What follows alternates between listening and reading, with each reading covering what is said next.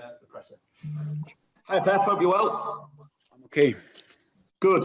And first things first, we should really, again, check on the COVID situation at the club. I take it no further cases. So when are we likely to see Virgil, Fabinho and Curtis Jones back?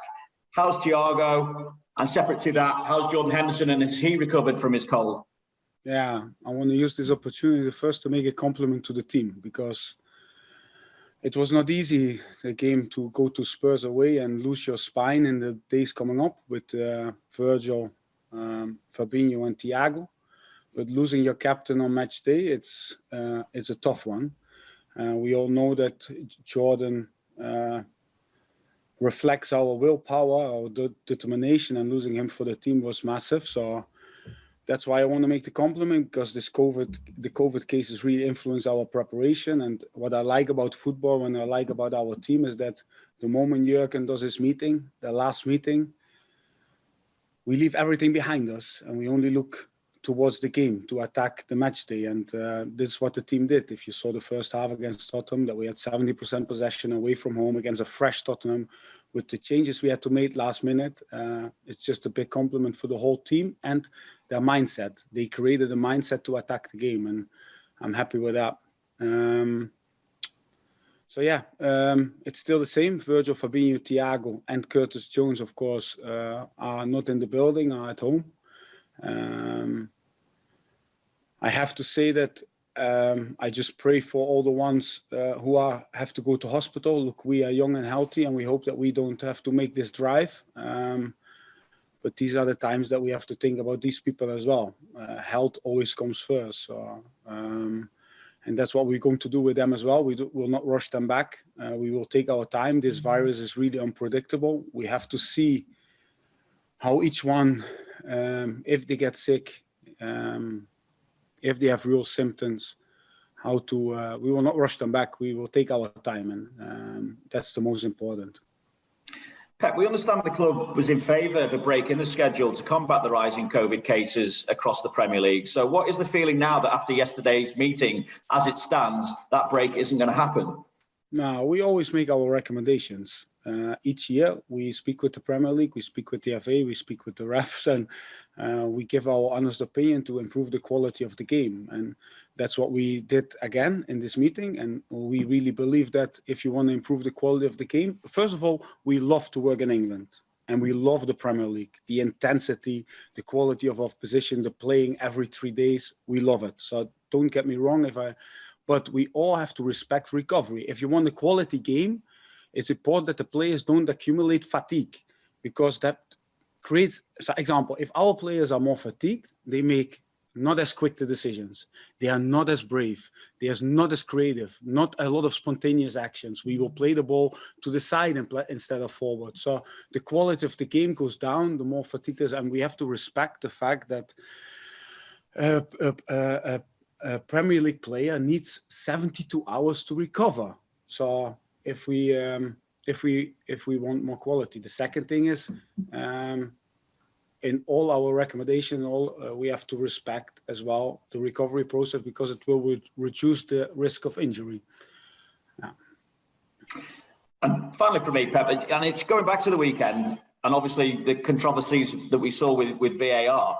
Have there been any conversations with Mike Riley or anyone else from PGMOL, what went on as regards the penalty shout on Diogo and the Harry Kane challenge on Andy Robertson? And if not, will you be seeking any conversations with the PGMOL? Or what do you want to say to them?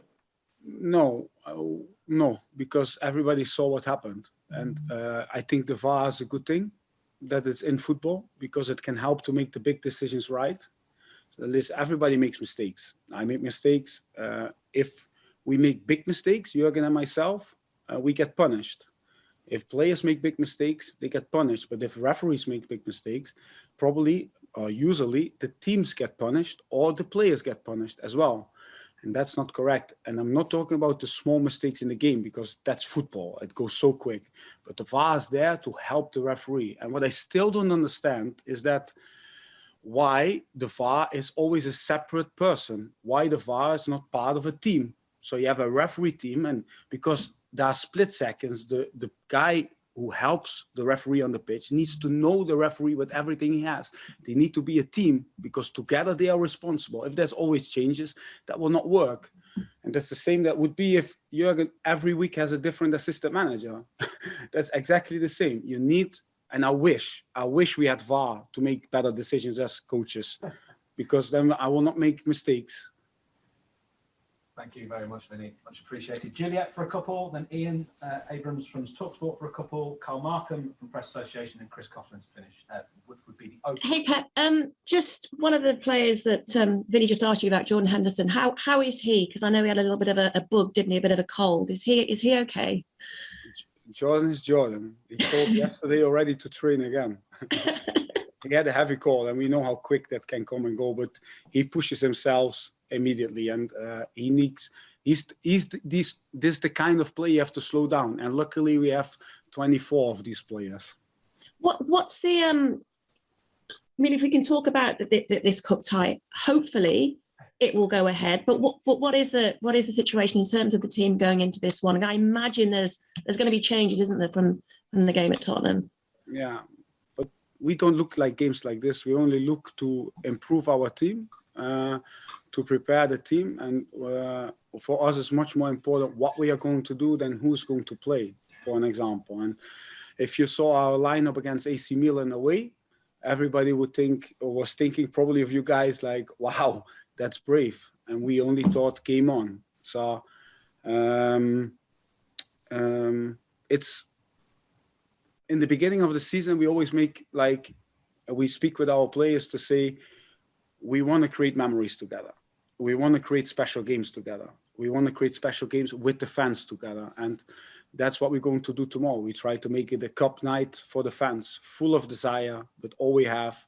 And for that, we need fresh legs as well. So from just finally for me, from the Liverpool side, you've got a team to put together out there. I'm just thinking, because there's so many games in doubt, isn't there, with what's going on at the moment? Yeah, but that is a fair question, of course. And I think every club has a completely different situation. So you can only look at it as an individual. Leicester had their cases 2 weeks ago. So probably these boys are all back from illness, and hopefully they're all fine. You saw that Tottenham, even after 10 or 12 days, when they come back, they can play really well, these boys. So we prepare a strong Leicester team. We prepare a Leicester team what's a typical Brendan Rodgers team, what will open up the pitch, will want to have the ball, wants to make the game, wants to be in the opposition half, with real technicians in the center, with speed on top, with Barnes, who has a brilliant season, or Daka or Vardy as the striker. So we will prepare to play against a strong Leicester team. Thank you. Thank you, Juliet. Ian from TalkSport. Hi, Pep. How are you? You well? I'm okay.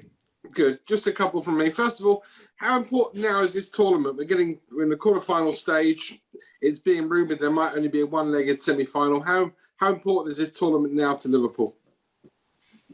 We don't prioritise. We are not like this. The only thing we'll prioritise is the next game. Make a lineup, create a plan, prepare well, and attack match day. That's what we prioritize. So that's what we're going to do. That's one of our strengths, and that's part of our club mentality, to see the next game as the final. That's what the fans expect from us. And that's what we're going to do. We will put everything into this game, our hunger, our desire. The players really look forward to play football. So we love this game too much. And my other question is going back to COVID. We've heard managers talking about taking a break, a circuit breaker, to try and get over this problem. Why do you think that the chief executives of the club yesterday, all clubs yesterday, when they had that Premier League meeting, voted against what the experts, in this case the managers, were saying beforehand, i.e. let's take a break?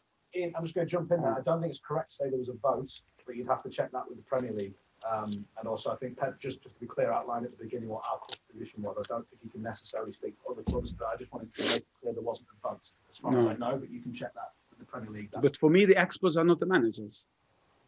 For me, the experts are the scientists and the doctors. And we should follow their guidelines. And they should be asked, the Premier League should ask them not the CEOs, not the managers. They should ask them, because health always comes on position number one above everything. The guys who are driving now to hospital, who are sick, they only have one thing in their mind: to get better. That's what my mom always said. In life, you want a lot of things, always a lot of things. But when you're sick, you just want one thing. That's getting better. So I pray for them. And what I want to say with that is that we are in this job as well to protect our players, to protect our staff, not just the players and our staff, also the family members. That's why we have all these good measurements in place, and we try to cut the chain with our testing and with how we deal inside the AXA. And we have to follow the protocols and the guidelines of the doctors and the scientists. That's if there's one common behavior in this pandemic over the last years, is that we always acted too late, always. And that's what we went from one health crisis into the other. Cool. Good luck anyway. Thank you. Thanks, Ian. Stay safe. Carl Markham and then Chris Coughlin, and then we're going to go to the embargoed section, which I could do with some hands up forms. We've got Dom at the moment. Carl, over to you. Hi, Pep. Carl. All right. With the Premier League saying that you have to play the game if you've got 14 players available, I'm just wondering if that places extra demand on some of your younger players who would normally come in for a game like this or be around the fringes of the first team. Do you have to, rely on them a little bit more? Yeah, but we always relied on them. One of our ideas inside this club is to have, I think the one thing for health, if you want to have a healthy club, is to have a proper inside pathway, that the academy is important, that the academy has a chance to improve inside our club to become first team players. That's why we construct our squad how we construct it. That's why we give so many young players opportunities. Example, we made, I think, 5 Liverpool debuts were this year in the League Cup. So that's healthy. That's something we want. One, because we have the talent, so it's not that we don't have it.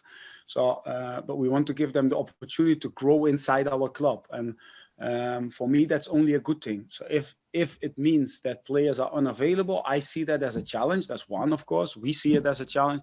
But second, we see it as something what it will create new players. And that's what we want as well. So it's only a good thing.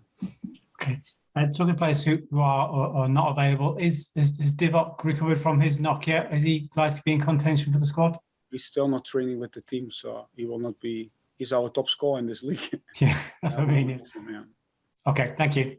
Thanks, Carl. And then finally for this section, Chris, and then we go to the embargoes, and we've got the hands up. So, Chris. Hi, Pep. Hey. It's understood that Liverpool were among the group or among a group of clubs who were pushing for the postponement of game week 20, so games between the 28th and the 30th. Just wondering if you were aware of the reasons behind that, and would postponing those games have been something that you would have been in favour of? Yeah, Jurgen made this point really clear after the game. So we really believe that we are in the position well to protect our players. We think it's absurd that we have to play inside 48 hours for the reasons I just explained, because it's a much higher risk of injury, and second of all, the quality of the game will not be as good. How I try to explain as well, what happens if players are more fatigued, you don't get the offensive attitude we want, so, and the offensive quality we want. And second of all, football is a team sport, so the moment we lose players, and we have to push players through these situations, it becomes the risk becomes just bigger. So that's what Jurgen tried to explain. That's what I tried to explain. So I think it's absurd. The teams who you have to ask them why they want to play in these kind of circumstances. But I think it would be a wise decision also because of our individual situation here with the COVID cases being this fresh, that we had more time before the next game. So. Fantastic. Thank you very much, Chris. Okay, we now go to the embargoed section. So for those of you who are streaming this, filing it, just do this, wherever it's going, just keep in mind that the answers to the next 4 questions, any information contained within, is under embargoed until 10:30 tonight, which is Tuesday, the 21st of December. So